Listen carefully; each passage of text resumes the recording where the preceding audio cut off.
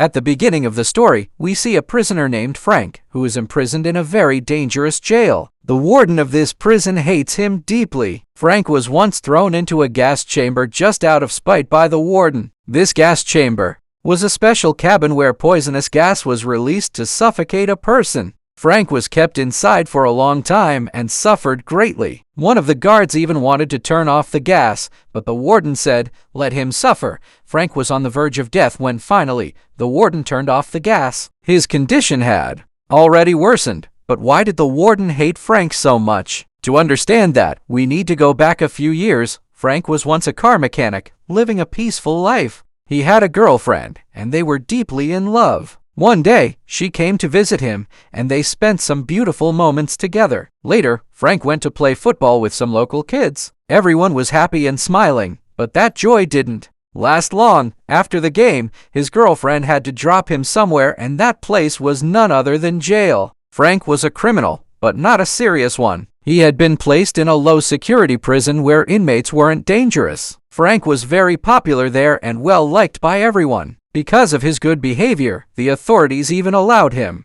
to visit home once a week. Frank had a mentor, a teacher who had taught him American football since childhood, and Frank respected him a lot. One day, his teacher was attacked by some goons. Frank couldn't hold back and ended up beating those men so badly that they died. The court sentenced him to prison for the crime. Later, when his teacher was on his deathbed, Frank begged the warden to allow him just 1 hour to see his mentor one last time. But the warden refused. Frank couldn't accept that and escaped from the prison. He managed to be there for his teacher in his final moments and then voluntarily surrendered to the police. Now, the prison he escaped from was considered impossible to break out of. Frank's escape made headlines, and the media labeled him a hero, but since he escaped, 5 years were added to his sentence. Still, Frank continued to behave well in jail and served 4 more years peacefully. He had only 2 months left before his release, but then everything changed. One night, while Frank was in his cell, some unfamiliar guards from a different prison arrived. Without warning, they forcefully took Frank to another jail. Frank was confused. He asked why he wasn't informed about any transfer,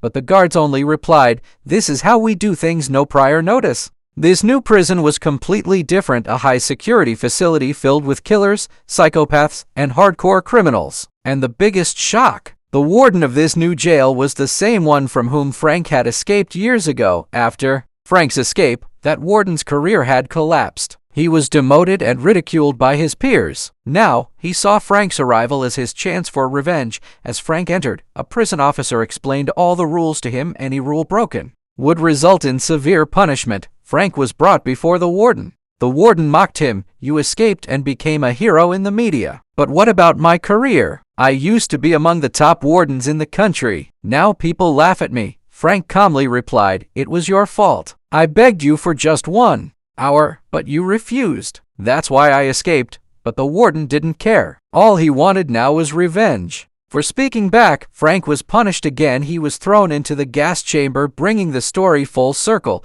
There was a very dangerous prisoner in this jail named Chink, the warden's close ally. He ordered Chink to make Frank suffer until his sentence ended. One day, while Frank was in the yard, Chink and his gang surrounded him. Chink had a sharp ice pick-like weapon that could kill someone instantly. Just as he was about to attack, a security officer arrived. He noticed the weapon, but before he could confiscate it, Chink used the crowd as cover and hid it with the help of others. The officer asked Frank, "Did Chink have a weapon?" Frank paused and then said, "No, he wanted to avoid conflict," and quietly finish his sentence. Later, Frank was assigned to cleaning duty in the prison. There, another inmate named Dallas approached him and said, "I was also in the same jail you escaped from. You're a genius, man. The warden will never let you live peacefully. Let's escape." But Frank refused. He didn't want to run. He only had 2 months left. Dallas still hoped Frank would change his mind. He told him, "I can get you a job in the garage as a mechanic." Frank quickly agreed. Dallas took him to the garage, but the head mechanic refused to let Frank work. He wanted someone experienced, someone who didn't need to be taught from scratch.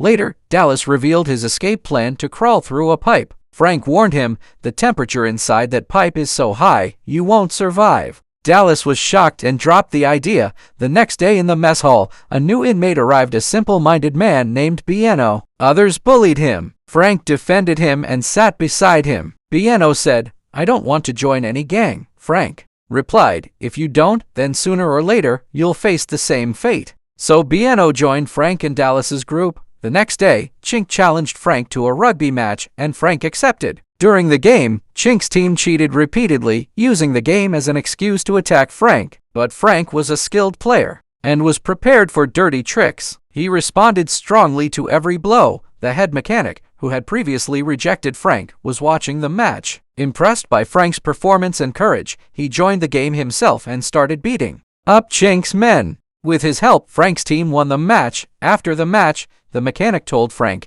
"You can start working in the garage from tomorrow." The next day, Frank went to the garage. The mechanic showed him around and pointed to an old, broken Mustang car, saying, "This is my favorite car, but the engine is completely dead. It'll never run again." Frank asked, "Can I at least try to fix it?" The mechanic smiled and said, "If you manage to fix it, I'll do whatever you ask." Frank immediately got to work. He studied many manuals, opened the engine, and began working with full dedication.